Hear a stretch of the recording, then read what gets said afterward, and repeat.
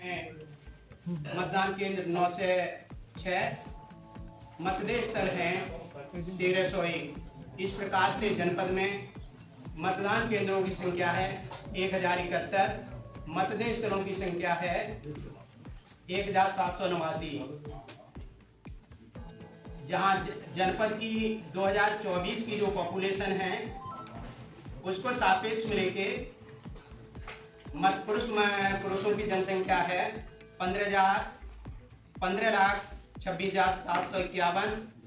महिलाओं की जनसंख्या है 13,76,421। टोटल अपनी जो अनुमानित जनसंख्या है जनपद की 29,03,172। जो जनपद का ईपी रेशियो है वो एट प्रेजेंट में है रखा जाता है, वो लेफ्ट हैंड में रखा जाता है कि आपने जिस प्रत्याशी को पोल किया क्या उसी प्रत्याशी को हमारी पर्ची निकल रही है या नहीं निकल रही है, आप फिटनेस बनिए। तो कंट्रोल कमांड देने वाला वो पीठासीन रहता है कि आप चले पोल कराए, दूसरा बंदा जाएगा प्रॉपर वे से अपनी शिनाख्त कराएगा, रजिस्टर जो पीठासीन रहता है सीयू से कमांड देगा तो वो मशीन आपके पोल करने के लिए रेडी हो गई है। वो पोल करेगा बीयू के माध्यम से और वीवीपैट पे अपनी पर्ची देखेगा कि वो पर्ची जिस प्रत्याशी को मैंने दी उसी के नाम की पर्ची, उसी के संबल के नाम की पर्ची निकल रही है या नहीं निकल रही है।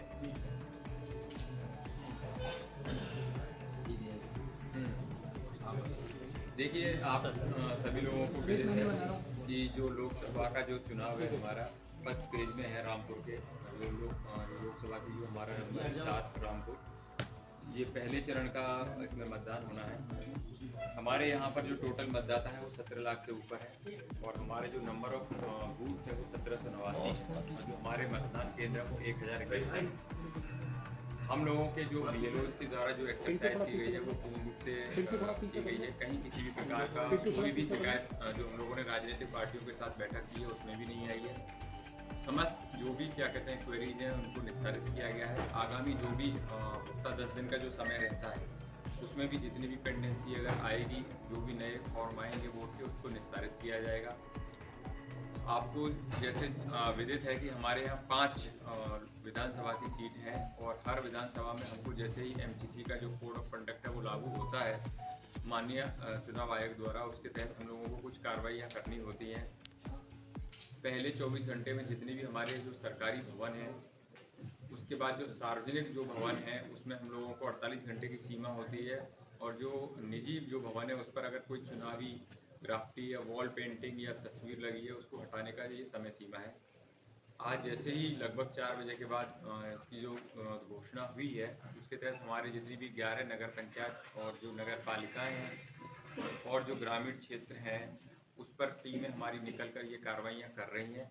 अगले 72 घंटे तक हम लोग जितना भी जो है क्या कहते हैं डिफेसमेंट है उसकी कार्रवाई को कर लेंगे। इसके अलावा जो चुनावी प्रक्रिया है, जो नोटिस जारी करना है 20 तारीख को मेरे स्तर से वो जारी कर दिया जाएगा। इसके अलावा जो प्रिवेंशन की जो कार्रवाइयाँ होती हैं, किसी भी प्रकार के धन बल और उसका प्रयोग ना हो पाए, उसके तहत हमारे यहाँ से जो टीमें गठित हो चुकी हैं, पहले ही ऑर्डर हो चुका है और वो आज से ही काम करने चालू कर देंगी। लगभग 5 हमारी FST हैं जो विभिन्न प्रकार के लोकेशंस पर वाहनों की चेकिंग करेंगी, किसी भी प्रकार की अवैध गतिविधियां उन पर भी नज़र रखेंगी। हमारे जो जनपद है उसमें 152 सेक्टर मजिस्ट्रेट हैं। जैसा मैंने आपको पहले बताया कि जो हमारे बूथ हैं 1789, सभी बूथों पर जो मिनिमम फैसिलिटी जो होती है, चाहे वो रैंप की हो, चाहे वो शौचालय की हो, चाहे वो लाइट की हो, वो पूर्ण रूप से क्या कहते हैं 100% रूप से पूर्ण कर ली गई हैं। जो क्रिटिकल और वनरेबल जो बूथ हैं उनका भी मेरे द्वारा और पुलिस अधीक्षक महोदय के द्वारा और जो तहसीलों के स्तर पर हैं वो जिलाधिकारी महोदय द्वारा, क्षेत्राधिकारी महोदय द्वारा भ्रमण कर लिया गया है।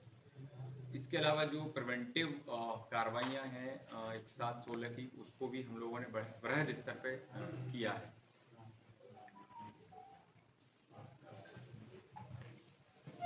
जो वेव्स थी उसको भी ध्यान में रखते हुए और जो भी हमारी जो मेडिकल किट पीओ को दी जाती है वो इस बार भी रहेगी।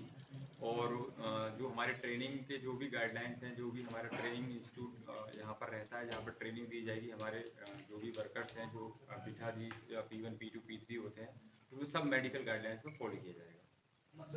को लेकर सर एम्बुलेंस की व्यवस्था कितनी रहेगी, जैसे कि देखने को मिला है कि पहले देखिए, एम्बुलेंस के लिए उसके लिए व्यवस्था नहीं होती है। उसके लिए मतलब ये है कि अगर आपका कोई दिव्यांग है, उसके लिए हम लोग क्या कहते हैं प्रोवाइड कराते हैं, व्हील चेयर प्रोवाइड कराते हैं, वो रहेंगे।